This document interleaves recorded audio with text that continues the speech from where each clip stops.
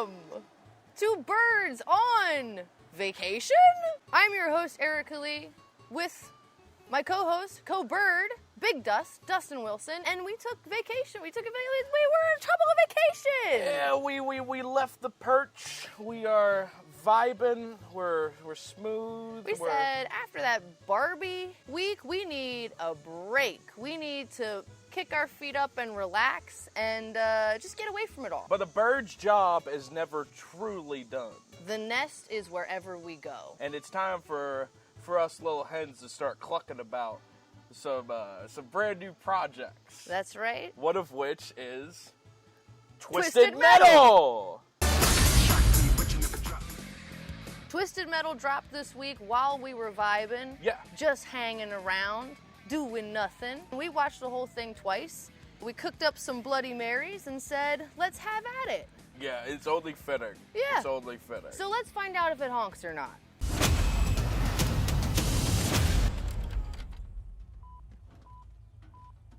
Ladies and gentlemen, start your engine. Twisted Metal is, of course, based off of a very famous game series that was started on the PlayStation. Just a series after series after series, game after game. It's got this huge adaptation. We're talking big cast. We're talking like a decent budget. Everything looked good except for one seal, I'd say. Yeah. There's bad CG on one seal. It was a oof.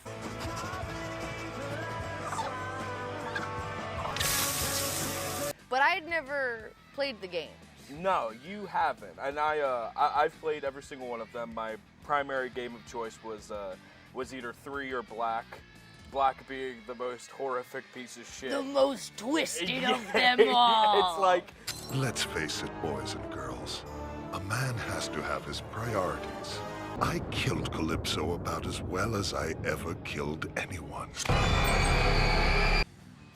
What I've liked about it personally, the series, was that there's always this twist of irony in the edge.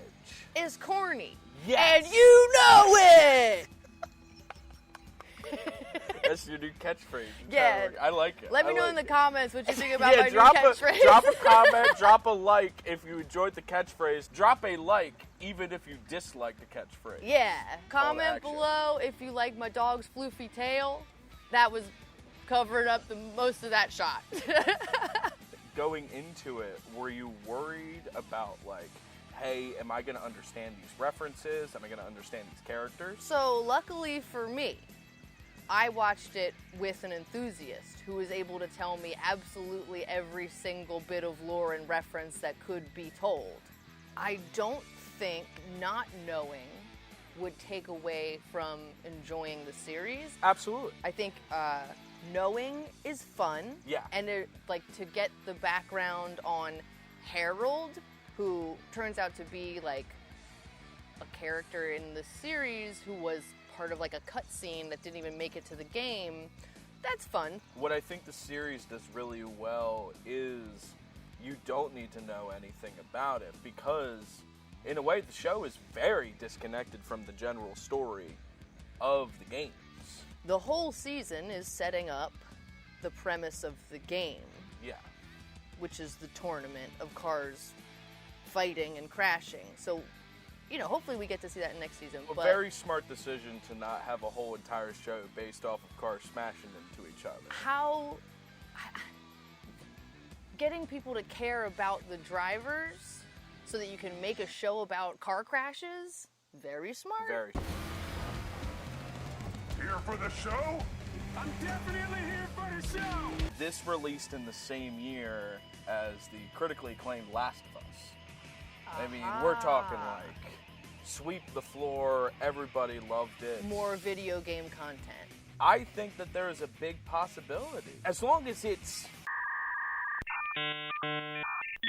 We've talked about it before. We talked about it a bit in the Barbie review where it's like, you can use these IPs and you can make something from them. But if there's a vision behind it, that's when it becomes something else. Right. That's when it becomes different. Definitely a worry that it's all going to get sort of diluted from fun passion projects because you can tell that the people that worked on this show love the game. Absolutely.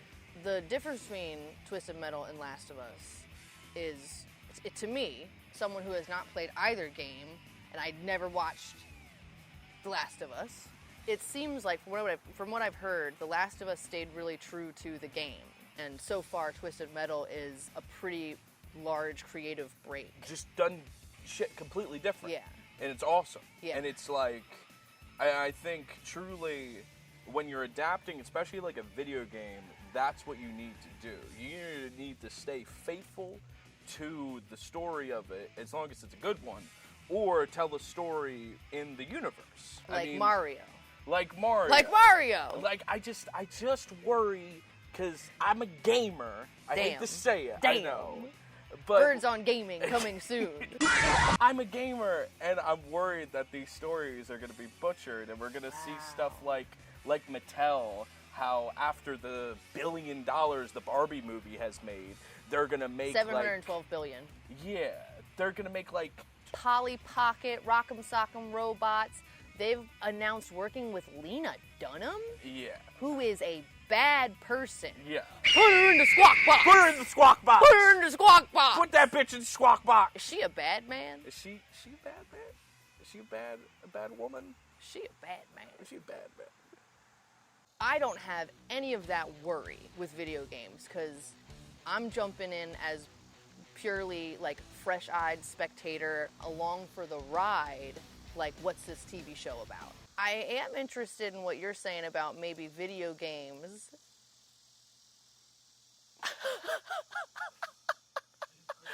She stopped right in front of it to scratch. You're so silly. I am interested in what you're saying about video games being the new, possibly like the new the new source material for lots and lots of TV shows and movies. I'm hoping that we are seeing maybe the end of the Marvel era. Yeah. Maybe, like, that can be over with. I'm not like, oh, Marvel movies are bad, comic books are stupid. I just think the, like, style and tone of those movies is not for me, and they've gotten progressively more not for me. Yeah. Because of the, like... We need a big universe. We need everything connected. That, and honestly, they just hit these lines that I detest. It's like this big emotional scene. The hero is this cool guy hitting these crazy, like, unfathomable feats of strength and airbending, and then he's like, well, that just happened. Like, I hate those quips. Yeah. Darren? But I think Anthony Mackie as John Doe in Twisted Metal is hitting quips like that, and they're better placed, they're more original, it makes sense for his character and the tone of the series. Like, all those quips and, like, one-liners actually make sense and hit for me, and I think it's so much more fun than when they try to do it in Marvel. I'm here, then the exit is... Oh, they have a foot locker. I think what's also cool about his performance and the character is he's a bit of a loser. Like, he's a badass, right? And but it's not as much of like, oh, he's built for this. He's built for the road. He's cool. It's more just like he's capable. But he's also a dingus sometimes, so he'll mess up. What do you wish for? Toilet paper. 2-ply. I think I can do better. 3-ply? He's got his one thing that he knows really, really, really, really well. Yes. His car. Mm-hmm. And even that, Twister, she critiques something he's done. She says, oh, this is in backwards. So, like, even the thing that he's really, really good at, he sometimes messes up with. But he, like, misses a knife throw. Yeah, the whole throw line in the series. And he gets his ass kicked. Yeah, it's awesome. Yeah, he's got like dad bod. Yeah, I like, he's got like a bit of like a belly. He's not Marvel action hero ripped. Which is crazy but he's because got a he's good literally body. Captain America. Right, and everyone in the series talks about how handsome he is and what a good body he has, and he's just like a normal looking dude, which is very cool. Yeah. A lot of the characters in the show look very normal. It definitely like appreciated that aspect to him when everybody's talking about how attractive he is, what a great body he has, and it's like a normal ass body. I loved that. What about you? Did you relate to like the very human characters? Anybody? Oh, absolutely. I mean, the one character in particular, I mean, the way he defies the standard, the way he is perceived and what he does, I mean, he's so not what this world is. And the way people look at his body and they judge him. And I don't know, like, I saw myself in it. Right, yeah, Stu getting annoyed with people calling him big guy. Oh, no. No, not Stu. Mr. Slam. Slam. Nice dong moves. So, speaking of huge cast, big characters, awesome, like...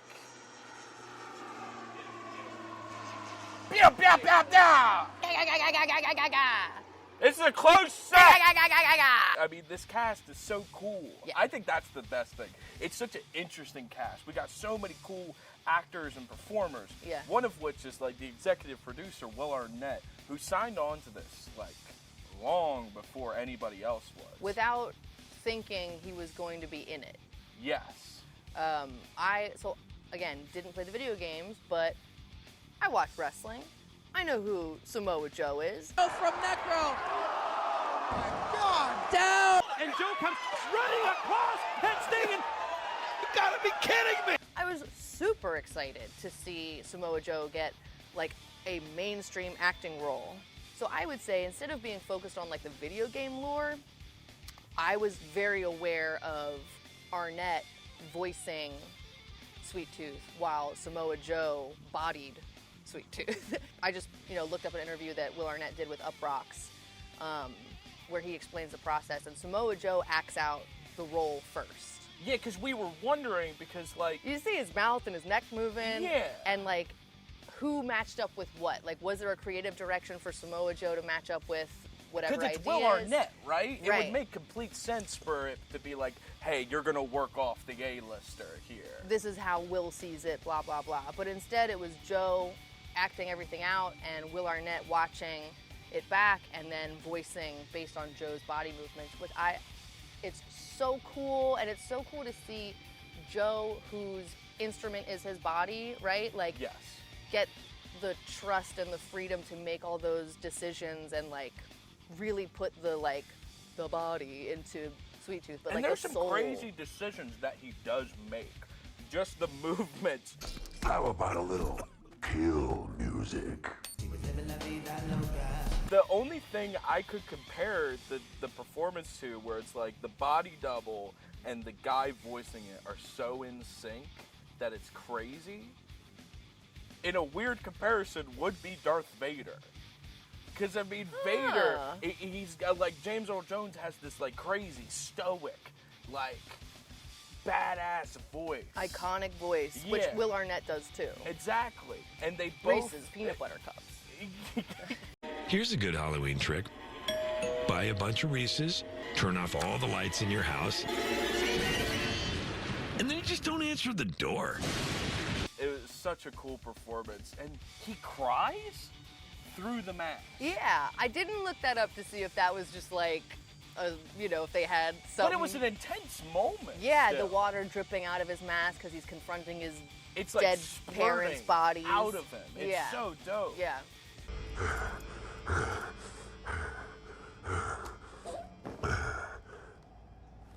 And that concludes our tour.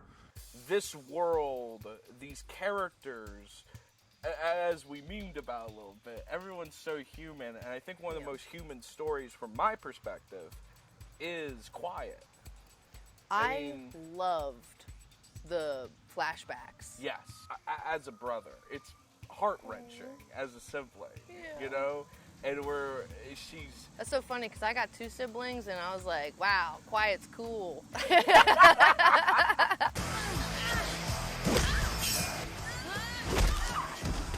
Is this just me?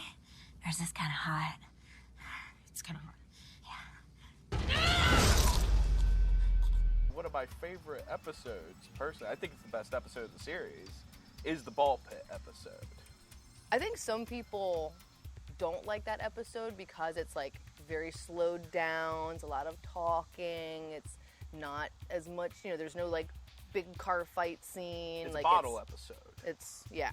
But I loved it. I was so invested, and the way that the flashbacks kept coming back and teaching us about Quiet and why she is who she is and why she's like how she is. The trauma that she's been through. And that it's explains. basically her working through the trauma with John. Therapy. It's good to talk about stuff. I'm so glad they used her brother in the way that they did. Like, killed him off, horrible. Like, you're set up to just feel so bad for her.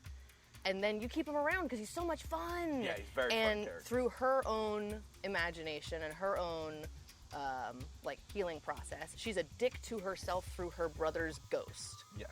Like, the figment of her imagination is, like, making fun of her and telling her she's not going to make it, but she's just, like, fighting with her brother. Yes. And we get to see their dynamic through the series instead of being like, dang, I wish we saw more of her brother. I mean, there is one horrible person in the show. Yeah. Agent Stone. Hi. Bet you kids are wondering why we pulled you over today. Not a lot of gray area in his flashback. You think you're gonna get sympathy because he gets mugged, but the neighbor's like, you've always been an asshole. There's a really good scene that a lot of fans were not sure about when he kills the little girl. And that's kind of his awakening to what we see for the rest of the series, right? And a lot of fans are like, Agent Stone would never. Agent Stone wouldn't do that. Agent Stone would drop the gun immediately. And it's like, yeah, but he does drop the gun. He never really kills after that. His anger takes over and he blames everybody else, and he like doubles down on his beliefs, but he delegates out all the killing. Yes. And until Quiet pushes him on it and is like, you can't even do it yourself. Like, she calls him out on it. She has his number so targeted, and that, like, really fucks with him. But you won't need words to let others know you crossed paths with Agent Stone. Huge coward, huge asshole, power-tripping monster. This series, I mean, is it about a car or is it about a cab? Very anti-cop, this series. This is a closed set! God damn it!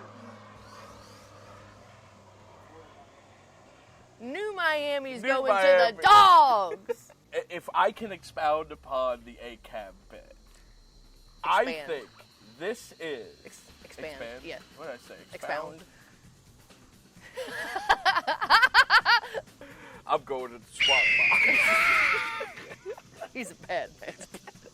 This show is a leftist piece of art. Woke mind virus. Woke mind virus. Fuck the police. Yep, fuck class systems. Fuck class systems. This show is about a man doing everything in his power, something that we are told that he has always wanted, which is this dream of making it big and having a comfy life on the inside. He wants the American dream. Right. And what this show does is say, it's not worth it. Yep. The American dream is nothing, is dead. John Doe wants a better life. Quiet's trying to get a better life for her and her brother. All the people that are living like on the outside of the city, it's very clear parallels to the American dream and trying to, you know, pull yourself up by your bootstraps and get to the next level, but the next level also sucks. Yes, the next level is also nothing. It's a farce. It's bullshit. You're sold this idea of gold paved roads and everything will be better in America, or everything will be better when you get that better job or the house or the this or the that, and it's all bullshit. And you have people like Stone who abused the system and abused people and put them under his boot. The only way to succeed in the system is to hurt other people. Yes. If you buy into that, yeah, you got perks, you got some sort of cushion, but it's only because you're actively keeping other people down. Damn vultures! responsible for premium wiping performance. Alrighty, Bird. Yeah, Bird. We're here. It's time to take her home. It's clucking time. It's clucking time. Does it honkern? Yes! Yes, it very much does. Twisted Metal honks. The soundtrack is fun, early 2000s, bops. The cast is incredible. The messaging is great. We hate the police too. In a world where I am consistently worried that Hollywood is feeding and pushing out soulless IPs for the sake of name value, I'm happy that we have something like this that is fun, energetic, and surprisingly moving to.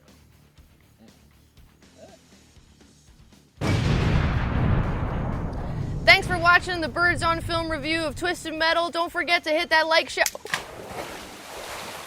Don't